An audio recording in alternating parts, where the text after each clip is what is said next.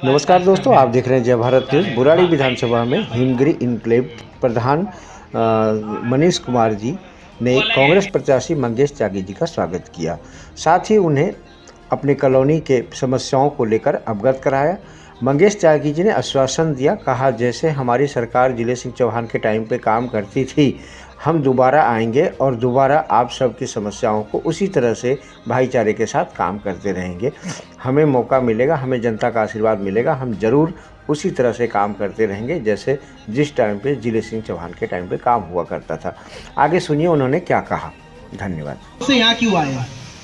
हमारे यहाँ जमीन जायदाद तो थी नहीं भैया, हमारे यहाँ खेत थोड़ी थे कि हमें जाना है दिल्ली में हमारे खेत पड़े हैं इसलिए। लेकिन क्या हम प्राइवेट स्कूलों को बनाने के लिए वोट करते हैं? हम तो ये सोचते हैं कि गवर्नमेंट के स्कूल खुलेंगे, वहां पे हमारे बच्चे मुफ्त शिक्षा लेंगे और अच्छी शिक्षा ले जाती होंगी, बेटी जाती होंगी बसों में, महिलाओं की टिकट फ्री है। उन्होंने कहा हमने सबकी फ्री कर दी। इवन आप देखेंगे पिंक कलर की टिकट मिलती है। आपने कभी नोटिस किया क्यों मिलती है वो? क्योंकि दिल्ली गवर्नमेंट उस टिकट का पैसा डीटीसी को देती है। अगर साल में उनका ऑडिट होता होगा और उन्होंने 300 करोड़ रुपए की टिकट डीटीसी से ली और पैसे दिए तो वो 600 करोड़ लेते हैं उसके। 300 करोड़ ज़्यादा लेते हैं क्योंकि टिकट कौन मेजर करने जा रहा है कि बसों में महिलाओं ने कितना सफ़र किया है। बड़ा घोटाला है उसके अंदर, बहुत बड़ा, जो आप और मैं मेजर नहीं कर रहे। आप अपनी महिलाओं को एक दिन बोलो कि जब टिकट फ्री है तो फिर टिकट क्यों ले रहे हो? जब एंट्री फ्री है तो फिर कंडक्टर टिकट क्यों दे रहा है? देनी नहीं चाहिए ना।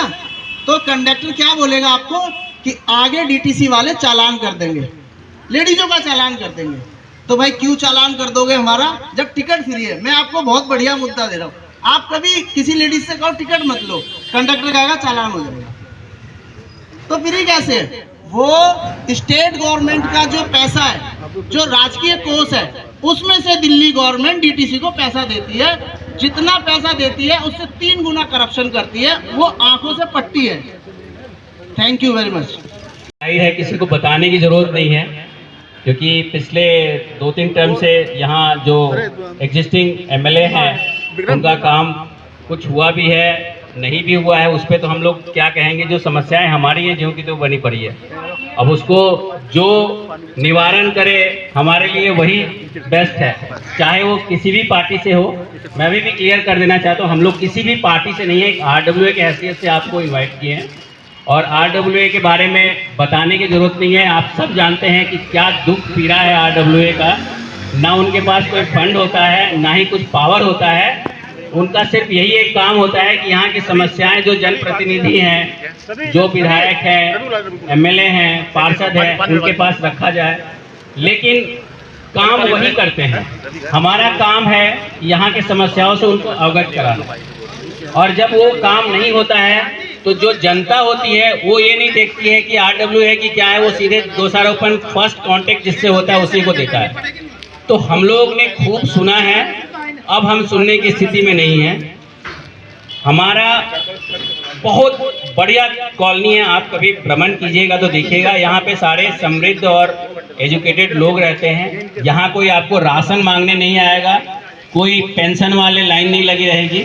यहाँ छोटी सी मूलभूत सुविधाओं की कमी है, जैसे पानी की समस्या है, गलियाँ टूटी पड़ी हैं। जब से कॉलोनी बना है तब से ही गलियाँ बनी हैं, उसके बाद से उसको कोई देखने वाला नहीं है। जो नाली बनी वो नए नए मकान बनते गए, नालियाँ बंद होती गई और नाली कवर नहीं रहा, कभी भी ओपन ही रहा। पीछे भी पार्षद जो भी रहे हैं, इसे मोटर चला लिया तो उसके घर में नाले का ही पानी जाता है, साफ पानी बिल्कुल नहीं जाता है। और किसी भी गली में प्रॉपर पाइप बिछा हुआ नहीं है, कहीं डाउन है, कहीं अप है, प्रेशर नहीं होने। बहुत बहुत धन्यवाद कपूर भाई। सबसे पहले मैं आरडब्ल्यू के प्रधान भाई मनीष जी का धन्यवाद करना चाहूँगा और श्री विक्रम सिंह जी, कृष्ण जी और उप प्रधान हरद्वारी लाल जी और शीश राम जी और गोपाल जी और यहाँ पर आए सभी मेरे बुजुर्ग साथियों, सबका मैं धन्यवाद करना चाहूँगा। आज मैं आपके बीच में कांग्रेस का प्रत्याशी बनकर के आया हूँ, जो कि मुझे कांग्रेस पार्टी ने टिकट दिया है। आपके बीच में आज यहाँ समक्ष पेश हुआ हूँ। तो हम अगर बात करें बुराड़ी विधानसभा की, तो यहाँ पे जितनी भी परेशानी है, अंबार लगा हुआ है। जैसे भाई साहब ने कहा, नालियों की है समस्या, कूड़े की समस्या है और जी पानी की समस्या है। तो मैं आप लोगों से सिर्फ ये कहना चाहूँगा कि ना तो हमारा कोई एमपी है कांग्रेस पार्टी का, ना ही कोई एमएलए है और ना ही कोई काउंसलर है। अगर यहाँ एमएलए है आपका तो वो है आम आदमी पार्टी का, और अगर एमपी हैं तो वो बीजेपी के मनोज तिवारी जी हैं, काउंसलर आपके यहाँ आम आदमी पार्टी के हैं। तो इसमें मैं ये कहना चाहूँगा, हमारी जो अभी पावर इसमें है नहीं, क्योंकि आपने देखा होगा जब शीला जी की सरकार थी, 15 साल कांग्रेस ने राज किया, तो वो समय भी आप लोगों ने देखा होगा। तो कुछ जो जितना काम शीला जी ने उस टाइम में किया था, तो इन्होंने जो जितनी दिल्ली शीला जी ने बनाई थी, वो इन्होंने इसका पूरी दिल्ली का ही बेड़ा गर्क कर दिया है। बुराड़ी विधानसभा का कुछ ज़्यादा है देखने में। जैसे आपकी रोड की आप समस्या देख रहे हैं, इतने दिन से आप जूझ रहे हैं, 2.5-3 साल आपको हो गए धूल फाँकते हुए, और आलम ये है कि निकलने के लिए रास्ते नहीं है, पीने के लिए पानी नहीं है। और जिस शिक्षा की बात करें तो जैसे मुकेश जी ने बताया है कि शिक्षा के जब हम शीला जी की सरकार थी तो उसमें 13 टोटल स्कूल थे बच्चों के पढ़ने के लिए। इन्होंने कोई नया स्कूल अभी तक नहीं बनाया, जबकि आप इनका मैनिफेस्टो अगर देखेंगे तो इन्होंने 30 स्कूल का वादा किया था कि जैसे ही हमारी सरकार आएगी तो 30 स्कूल है ये बुराड़ी विधानसभा में बनाएंगे, जो कि एक भी स्कूल इन्होंने नहीं बनाया है। और अगर जो स्कूल है उसमें शिक्षक नहीं है, पढ़ाई के मामले में, शिक्षा के मामले कहें तो जीरो अपना बुराड़ी विधानसभा रहा है। यहाँ से बच्चे बाहर पढ़ने के लिए जाने के लिए मजबूर हैं, क्योंकि स्कूल नए बने नहीं है। जबकि जनसंख्या बढ़ी है तो स्कूल स्वाभाविक है कि स्कूल की भी संख्या बढ़ाई जाए। तो आरटीआई के माध्यम से हमने एक जानकारी ली थी, तो इन्होंने 18 कमरे का जो दिया है बुराड़ी विधानसभा में, इन्होंने 18 कमरे बनाए हैं, जो उसमें आरटीआई के माध्यम से हमें जानकारी, उसमें 12 करोड़ रुपए इन्होंने लगाए हैं। तो आप कैलकुलेट करेंगे तो लगभग 70 लाख रुपए एक कमरे की कॉस्टिंग इन्होंने दिखाई है, जो कि वो गाटर क्यारन गाटर के बनाए हुए, ना कि वो लेंटर के भी नहीं है। तो भ्रष्टाचार यहाँ से नहीं, नीचे से लेके ऊपर तक ये भ्रष्टाचार में लिप्त हैं। अब जब हमारी सरकार थी शीला जी की, तो विकास कार्य इतने हुए, आप देख रहे हैं, फ्लाईओवर है, मेट्रो है, रोड है, वो सारी शीला जी की देन है। तो उनका एक नारा लगा था, लोग कहते थे विकास की देवी शीला दीक्षित। तो उसमें आप देखिए, इन्होंने बुराड़ी छोड़िए पूरी दिल्ली को नर्क बना दिया है। अगर ये चाहे तो उसकी रिपेयर नहीं करा सकते। इन्होंने कोई नया फ्लाईओवर अगर बनाया हो, जो कि आवश्यकता, अगर ये चीज़ें अगर नहीं उस टाइम होती तो आप देखिए दिल्ली का आज क्या हाल होता। और ये कारण 11 साल से ये हैं, तो दिल्ली 11 साल और पीछे चली गई है, क्योंकि कुछ और स्कीमें थी। अगर कांग्रेस पार्टी फिर बनती सरकार, तो उसमें जो पानी की समस्या है, तो आप लोगों ने उस टाइम के हैं तो सुना होगा आपने, एक पल्ला बैरेज का एक वो स्कीम थी शीला जी की। तो वो उन्होंने स्कीम बनाई थी कि जो पानी बह जाता है बरसात में, यहाँ से निकल करके वो वेस्ट जाता है, तो अगर उसको पल्ला बैरेज बना के यहाँ वजीराबाद तक एक बैरेज बना करके उसको पानी को स्टोर करके रखेंगे, तो पूरी दिल्ली पानी पी सकती है। जो आज हम उस अभाव में जी रहे हैं, जो हमें पानी नहीं मिल रहा है, क्योंकि पानी हमारी जो कैपेसिटी है 43 MGB पानी की कैपेसिटी बुराड़ी विधानसभा की, जिसमें हमें फिलहाल 13 MGB पानी मिल रहा है। पानी भी आ रहा है तो वो गंदा आ रहा है, पीने तो छोड़िए, आप नहाने योग्य भी नहीं है। हाँ जी, वो दरअसल क्या है, जो भाई साहब बता रहे हैं, पुरानी जो लाइनें हैं, ये श्री जब जिले सिंह चौहान जी थे हमारे यहाँ, ये MLA थे, उस टाइम ये सारी कॉलोनियाँ जितनी भी हैं सब में पाइपलाइन डली थी। उसके बाद इन्होंने कोई नई पाइपलाइन भी नहीं डाली है। अब ये अगर मान लो पाइपलाइन गल गई है, तो उनका ये भी कर्तव्य बनता है कि उसको ठीक करा करके उसको या तो पैच जितना खराब हो वो कराएं, नहीं तो नई पाइपलाइन डलवाएं, क्योंकि लोहा है, गल जाता है। अब आप इसमें देखिए, पानी की सबसे बड़ी समस्या अगर है तो बुराड़ी विधानसभा में सबसे ज़्यादा यही है।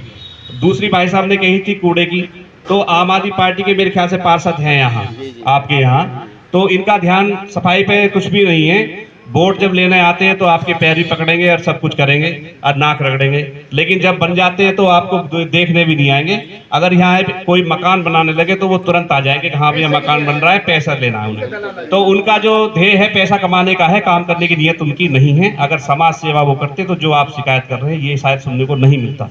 लेकिन हम शिक्षा की भी बात होगी, शिक्षा पे होगी, अब स्वास्थ्य की पे आते हैं। स्वास्थ्य में भी ये 800 बेड का हॉस्पिटल है, उसमें भी कोई डॉक्टर नहीं है, OPD चालू नहीं है, और जी वो उसकी वजह से खाली है, और ना ही उसमें कोई मशीन है कि जो आप अपना चेकअप करा करके और अपना इलाज सुचारू रूप से करा सकें।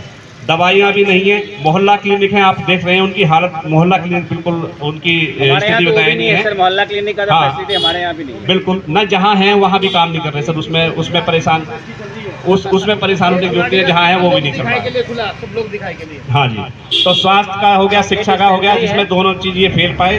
डेवलपमेंट में ये फेल पाए, क्योंकि डेवलपमेंट जो इन्होंने करा है, जो मेन रोड पे सीवर डालने का काम किया, वो आज वो उनमें गड्ढे जो थे इन्होंने बनाए थे कुएं, वो आनंद फानंद में वो मिट्टी डाल करके बंद कर दिए गए हैं। वो जवाब कौन देगा? जनता का पैसा खराब किया इन्होंने। और सबसे बड़ी बात आपको बता रहा हूँ कि दिल्ली का, बुराड़ी का जो भविष्य है इतना अंधकार में हो गया है कि कभी भी इसमें जीवन में कोई अगर फ्लाईओवर आप बनाना चाहेंगे तो कभी फ्लाईओवर भी नहीं बन पाएगा। कारण उसका क्या है कि आपने बीचों बीच वो बना दिए गए हैं आपने सीवर। अगर आप सीवर के ऊपर आप पिलर नहीं खड़ा कर सकते तो पिलर खड़ा नहीं होगा, तो कभी भी जीवन में बुराड़ी विधानसभा को कोई फ्लाईओवर नहीं मिल सकता। मेरी बात से आप सहमत है तो बताइए, आपका ध्यान है इधर की तरफ या नहीं है, ये बताइए। तो इन्होंने इस बुराड़ी के भविष्य से भी खिलवाड़ किया है कि जीवन में कभी नहीं बन सकता, ना ही मेट्रो आ सकती है। इन्होंने अपने मैनिफेस्टो में ये कहा था, ये जो नाला है आपका, ये 66 फीट का है, जो मुकंदपुर से सीधा अमृत विहार निकलता है। तो इन्होंने अपने मैनिफेस्टो में ये कहा था कि इसको हम बनाएंगे। ये 66 फीट का नाला है, अगर पुराने आदमी जानते हैं तो बागपत रोड के नाम से ये नाला है। तो हम अगर आपसे वादा करते हैं, काम की इच्छा होनी चाहिए। जैसे मान लो ये लोग जूझ रहे थे ट्रैफिक से, तो पहले इनको ये तैयार करा करके तब इस पे काम शुरू कराना था कि जो भी जितना ट्रैफिक है वो इस पे डाइवर्ट होकर बाहर आसानी से निकल जाए। तो रही ट्रैफिक की जाम की समस्या है, अब आप देखिए सबसे बड़ा भ्रष्टाचार क्या कर रहे हैं, ये कॉलोनियों में खोद के डाल दिया सारी कॉलोनियों को, उसमें ये सीवर डाल रहे हैं। सीवर आप ये बताइए कनेक्ट नहीं हो रहे हैं वो कहीं भी, पाइप भी छोटा सा है, उसमें 10 घर का पानी नहीं निकल सकता, उसमें भ्रष्टाचार कर रहे हैं।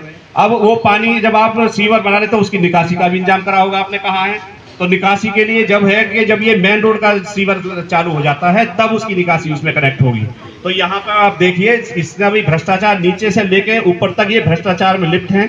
इनके मंत्रियों खुद ये जो कहते थे कि शीला दीक्षित जेल जाएगी, ये घोटाला किया है, वो घोटाला किया है, भगवान ने करा के भाई शीला जी तो नहीं गई जेल ना कोई, लेकिन इनके मंत्री, एक बड़े शर्म की बात है, शिक्षा मंत्री जो है इनके शराब घोटाले में जेल के अंदर जाते हैं, और स्वास्थ्य मंत्री इनके शराब घोटाले में अंदर जाते हैं, और स्वयं मुख्यमंत्री जो हैं वो शराब के घोटाले में अंदर जाते हैं। तो ये मैं कहना चाहूँगा, ये फिर आएंगे, आपको फिर बरगलाएंगे। और इन्होंने कबूल भी किया है कि हम निकम्मे हैं। कारण आपको बता रहे हैं कि आपने आज तक में देखा होगा तो एक पत्रकार महोदय ने पूछा कि आपने ये कहा था अरविंद केजरीवाल जी कि जब मैं मुख्यमंत्री बन जाऊंगा, हमारी सरकार आएगी तो इसको जो जमुना है हमारी यहाँ बुराड़ी से निकलती है तो ऐसी बना देंगे, आप डुबकी मार के उसमें नहा सकते हैं। और दूसरा आपने कहा था कि पानी ऐसा देंगे स्वच्छ और फ्री देंगे कि आपने कहा था टोटी से पिएंगे पानी। हाँ, टोटी से आप मुंह लगा के देखा होगा आपने सबने। अब तो मीडिया का जमाना सब इसी पे आ जाता है। और सड़कों के लिए लंदन और पेरिस बना देंगे।